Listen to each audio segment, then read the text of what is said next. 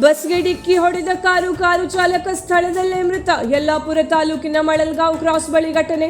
ಕುಂದಾಪುರದ ಮುಖೇಶ್ ಶೆಟ್ಟಿ ಮೃತ ದುರ್ದೈವಿ. ಸಿದ್ದಾಪುರ ಕಡೆಯಿಂದ ಬೆಳಗಾವಿಗೆ ಮದುವೆಗೆಂದು ಹೊರಟಿದ್ದ ಬಸ್ ಅಪಘಾತದಲ್ಲಿ ಕಾರು ನುಜ್ಜುಗುಜ್ಜು, ಬಸ್ನ ಮುಂಭಾಗ ಜಖಂ. ಯಲ್ಲಾಪುರ ಠಾಣೆಯಲ್ಲಿ ಪ್ರಕರಣ ದಾಖಲು.